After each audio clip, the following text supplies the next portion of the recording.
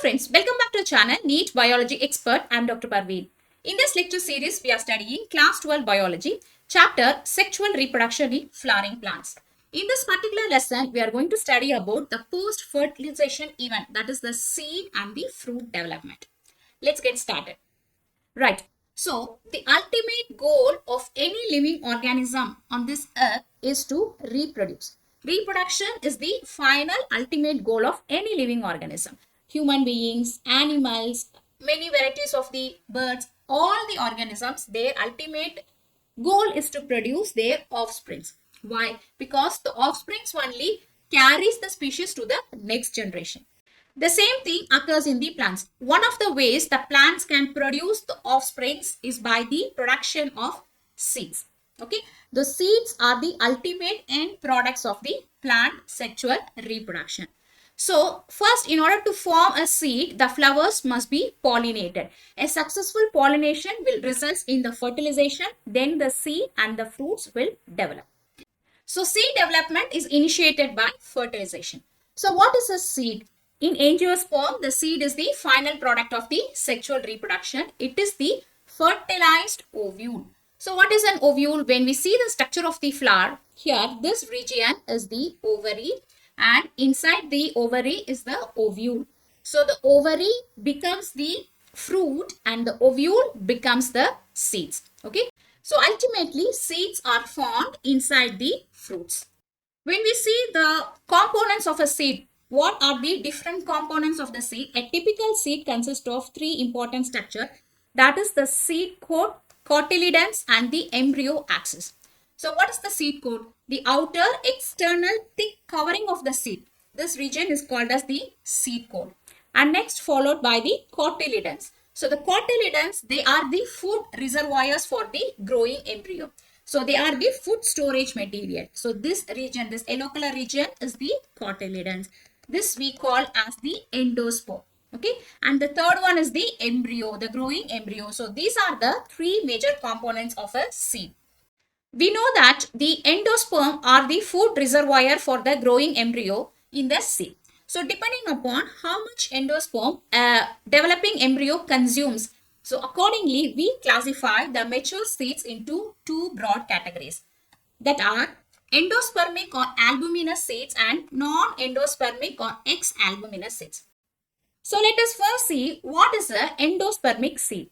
In the endospermic seed, the food reserve material, the stored up food, that is the endosperm, that is partially used up by the growing embryo. So when the embryo grows, the food reservoir endosperm is only partially used by the embryo. So the remaining endosperm will remain there in the seed and it fills a greater part of the mature seed. So such type of seeds are called as endospermic or albuminous seeds. Two names are there. They are both indicating the same thing, endospermic or albuminous seeds. Okay. Example for them are castor, wheat, barley, coconut, maize, etc. So in all these seeds, the seed contains the remaining food material, that is the endosperm, after it matures. On the other hand, we have the second category of the seeds. They are called non-endospermic or ex-albuminous seeds. What is a non-endospermic seeds? As the embryo grows, it completely consumes the food material. It completely utilizes the endosperm reservoir. So no more endosperm remains in the mature seed. So such type of seeds are called as non-endospermic seeds. So here we can see the word completely. The food reserve material, that is the endosperm, is completely used by the growing embryo. Whereas in the previous one, endospermic seeds, the endosperm remains. Okay, the endosperm remains or it is partially used up by the seeds. Okay. So if the endosperm is completely utilized by a growing embryo, no residual endosperm remains, such type of mature seeds are called as non-endospermic or ex-albuminous seeds. So example for them are peas, beans and groundnut. Here we have to understand a terminology called perisperm. What is a perisperm? Occasionally in some seeds, when they develop and mature, the remaining of the nucellus tissues are present over the seed as a covering. So such structure is called as a perisperm. Okay. So what is this exactly nucellus. So when we see the structure of this ovary, here is the embryo sac. Okay. So here the embryo is growing. So when the embryo is developing, it takes up the endosperm nutrients from here, right? So in some seeds, what will happen when they get matures, the outer layer, that is this nucellus, this tissue is called as nucellus, this blue color region. Okay, this nucellus tissue also present like a coating over the seed. So such structure is called as perisperm. Example for this is black pepper. Black pepper has an outer covering which is made up of nucellus, which is the remaining material. And similarly, this beetroot seeds. Beetroot seeds also contains perisperm. So let us now see the structure of a dicotyledon seed. What are the different structures present in a dicotyledon seed? First, so the mature seed is attached to the fruit wall by a stalk that is called funiculus. So if you see a fruit is like this, inside the seed is present. Okay. So this seed is attached to the fruit by a small stalk like a stem like structure. So this small stalk is called as funiculus. So what happens as it matures, the funiculus disappears. So where the funiculus was present, that area leaves a scar. Now that structure is called as hilum. Okay. So initially the seed is attached to the fruit through a thin stalk like structure that is called funiculus. As it matures, what happens? The funiculus disappears and that region becomes hilum. So look at this structure. This is a bean. Here, this region is exactly the hilum. So the hilum was previously funiculus. Okay. So this region is the hilum. Below the hilum, there is a small pore-like structure, very minute pore-like structure. That pore is called as micropyle. So micropyle, we studied about this micropyle structure in the ovule. So in the ovule, the embryo sac has two ends. One is the chalazal end and in the micropylar end. The micropyle is a small region through which the pollen tube enters, right? The same micropyle in the embryo sac, when it matures, now it becomes the micropyle of the seed. So what is the use of this micropyle? When the seed starts germinating, the micropyle facilitates the entry of the oxygen and water into the seeds. Okay. So the seed is completely sealed everywhere through the seed coat. So only in the micropylar region there is a small hole. Through this small hole only water and oxygen enter the seed, then it starts germinating. So that is the function of the micropyle in the seed. And above the hilum, there is a region, this black color structure. This is called radicle. Radicle. So this radicle will give rise to the small root. Small root. So as the seed matures, a small root first appears. No, that micro roots that emerges from this region, radicle. Okay. So when we see here this lateral structure, here this region, this is the micropyle of the seed, and here this structure is the hilum. Okay, and from here this region, this is the radicle. So from the radicle arises the small root. Okay, so these are the three structures which we could see when we see from outside. Okay, now when we cut open a dicotyledon seed and see what are the structures present in the internal region. So a dicot seed has a very thick outer covering that is called seed coat. Seed coat is the external outer thick covering of a seed. So what is the function of the seed? It protects the seed and also the inlying embryo from the external environment. That is the function of the seed coat. So where the seed coat comes from? This seed coat is developed from integuments of the ovules. So when we study about the structure of the ovule, we know that, for example, if this is the ovule has two regions, two structures. Okay. So these two regions, here is your embryo sac. So these are the integuments. The first one is the inner integument and the second one is the outer or the external integument. The integuments protects the ovule embryo sac. So similarly, when the embryo develops and becomes mature seed, what happens to this integument? They now become the seed coat. The inner integument becomes the inner seed coat and the external integuments become external seed coat. We have specific terminology for this. Okay. So the outer seed coat is called as testa. Testa is the outer seed coat, which is very hard, thick in nature. And the inner seed coat is called as tegmen. Tegmen is the membranous coat. So two seed coats are there. Both of them emerge from the integuments of the ovule. Okay. But in some plants, for example, like in the pea plants, both the inner seed coat and the outer seed coat, they get fused and they remain as a single coat. That means the tegmen and the testa, they are fused together and they remain as a single coat structure. So if you see in this picture, this external, this hard covering, this brown color covering is the testa, which is the outer coat, and inside this white color covering, this is the tegmen, which is a thin membranous inner seed coat. Now, when we cut open a dicotyledon seed, we could able to see many internal regions. Okay. So, the two cotyledons, they are laterally attached to the embryonal axis. So, for example, if this is the embryonal axis, on either side, there are two cotyledons. Okay. So, these are the two cotyledons in a dicotyledon seed. These are the two cotyledons. So, what is the function of this cotyledon? It stores the food materials for the growing embryo. So, for example, in some plants, the remaining endosperm is also present in this region. Okay.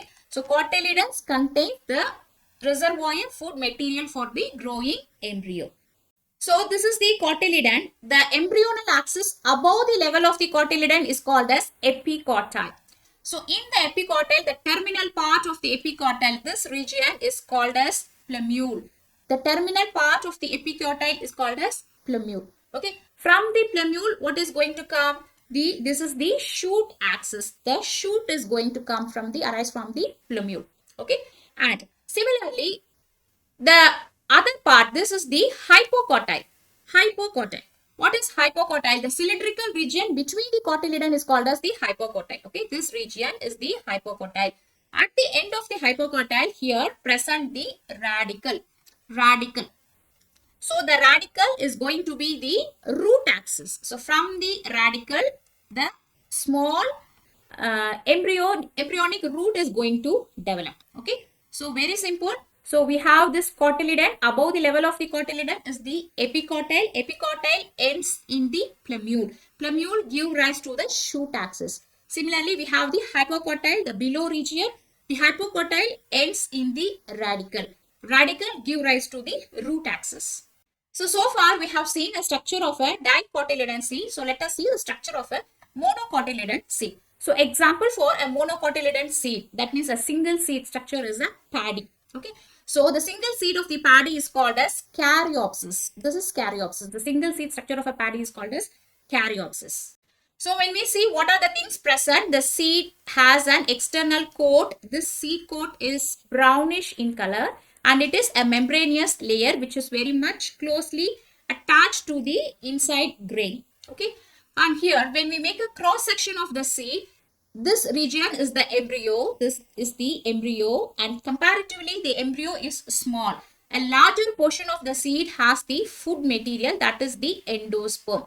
Endosperm forms the bulk region of the grain. We can say bulk region of the seed. Okay. So what is endosperm? This endosperm is the storage tissue for the growing embryo. Storage nutrients for the growing embryo.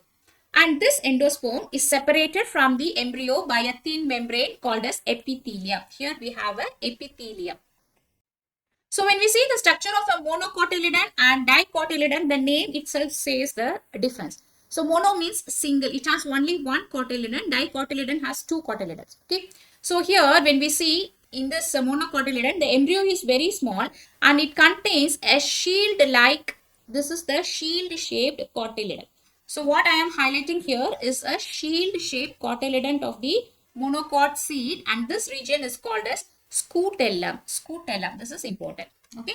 Scutellum is a single shield shaped cotyledon present in the monocot seed. Okay. So what is the function of the scutellum? So this, here we know that this region are the storage tissues endosperm, and here a epithelium is present. The scutellum, it takes up the nutritive tissue through the epithelium and provides the nutrition to the growing embryo. So providing nutrition to the growing embryo is a major function of this scutellum. Okay, right? Then when we see the other structure, here we have the embryo. This is the embryo axis. Same like what we have seen in the dicotyledons. Okay, so the upper part is this region is the plumule. Plumule is the shoot axis. From the plumule only shoot is going to emerge. So the plumule is covered by an external covering that is called coleoptile. Coleoptile is the external covering of the shoot axis, that is plumule. Similarly, at the another end, we have the root axis, that is the radicle. The radicle has a root cap. Both the radicle and the root cap is covered by an external covering called coleorhiza. Coleorhiza. This is same for both monocot and dicot. Okay, so embryonal axis. This is embryonal axis means on the top part is the plumule. Plumule is the shoot axis. It has a covering called coleoptile. Similarly, the bottom part is the root axis, that is the radicle, and has a root cap. So both the radicle and root cap has a covering that is called coleorhiza. So these are the structure present in a monocot seed. Here we have to understand something called seed dormancy. So what is seed dormancy? As the seed matures, what happens? The water content in the seed, it gradually reduces and it becomes almost only just 10 to 15% moisture will be present. So completely the seed gets dried up. Okay. So why it happens? Because in this stage, the embryo which is present inside the seed is metabolically inactive. That metabolically inactive stage of the seed is called as dormancy. Okay. So here we know that in the seed, inside embryo is present. So when the seed loses its water, just only 10 to 15% water or moisture is present. All other water has been lost. Now the seed is getting dried. So when a dry condition is there in the seed, the embryo which is present inside is now metabolically inactive. That condition is called as dormancy. It is like a sleeping stage. Why it is like this? Because it helps the seed for the dispersal. So during this dormancy stage only, the seeds get dispersed in the different environment. Okay. So whenever it goes and falls in a new environment, if the environment is favorable, like it has an adequate moisture, oxygen and suitable temperature, then they start germinating. They absorb oxygen, they absorb water through the micropylar end and start to germinate. So until it germinates, till it transmits from one place to another place, that is during the dispersal, this dormancy of the seed is very much helpful. This character is very much helpful for the seed. Okay.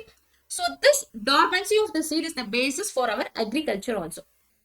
So depending upon, like each seed has a viable dormancy period. Okay, it varies with every species. So accordingly, we choose which particular month is good for the cultivation of which crop, like this. So until that, we store the seeds. So dormancy of the seeds helps the seeds to be in a viable condition. So accordingly, we use the seeds in the agriculture. So far, we have seen development of seed. Now let us see development of fruit. So here we know that the ovule matures into seeds and the ovary, which is the surrounding of the ovule, they develop into fruit. But the transformation of the ovule into the seed and ovary into the fruit, they occur simultaneously. They occur in the same time together. Also, the fruit development is triggered by some hormones produced by the developing seed. So for example, if you see in this structure, this is an avocado fruit. Okay. So here, this region, this was the ovule, right? The ovule now developed into seed and this region was the ovary. Ovary now developed into the fruit. So what happens? The ovule releases some hormones. Those hormones help for the development of the fruit also. Okay. However, both the development of the seed and the fruit, they occur simultaneously. Right. So here, as the ovary differentiates, as the ovary becomes fruit, the ovary has an external covering, the wall. That wall now becomes the wall of the fruit. Okay. So the ovary wall now becomes the fruit wall. So this wall is called as pericarp. What is a pericarp? Pericarp is the external outer wall of a fruit. Here we can classify the fruits accordingly how they develop into two broad categories, fleshy fruits and dry fruits. So first, this is a fleshy fruit. So what are the characteristics of a fleshy fruit? A fleshy fruit has a soft pericarp. So we know that what is the pericarp? The external covering of the fruit is called as pericarp.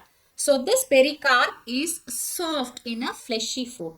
Also, this region, the fleshy region is pulpy. Okay, so the inside this region is pulpy in a fleshy fruit. The pericarp has three layers: exocarp, mesocarp, and endocarp. Okay, the outermost layer is called exocarp, the medial layer is called mesocarp, and the inner layer is called endocarp. These three layers, exo, meso, and endocarp, are together called as pericarp in the fleshy fruits. Okay. Here, so as the fruit matures, okay, so the seed dispersal, the seed is present inside the fruit, right? So how the seed get dispersed? The seed dispersal is through the animals and human beings or birds, we can say. Okay, so we consume the fruit and we throw the seed, and this seed go and germinate. So animals, birds, and human beings, they help in the dispersal of the seeds of the fleshy fruits. So example for the fleshy fruits are majority of the fruits which we eat, guava, orange, mango, etc. They belong to the fleshy fruits. On the other hand, we have the dry fruits. So what is a dry fruit? Example for the dry fruit is the groundnut. Groundnut is a very good example. Okay. So when we see the dry fruit, the pericarp, that is the external covering of the fruit, is very much dry and it is not pulpy. So when you open a groundnut, you could see this white color layer here. So this is the pericarp, that is the external covering of the fruit. Okay, and it has only one layer, no three layers in a dry fruit. And similarly, this layer, this hard outer covering of the groundnut is the seed coat. Okay, and how these seeds get dispersed? The dispersal of the seeds is through animals and human beings, and also through wind and by expulsion. That means the dry fruits like groundnut or a mustard or the peas, what happens when they mature? In the plant itself, they rupture. So they rupture and get dispersed naturally through wind or by expulsion. This is the difference between a fleshy fruit and a dry fruit. Also, we have something called false fruit and true fruit. So what is the difference between false fruit and true fruit? So we know that in most of the plants, by the time the flower develops, okay, so here what happens? This region, the ovary becomes the fruit and the ovule becomes the seed. The other parts of the flowers, that means petals, sepals, filaments, and other regions, they are no more needed.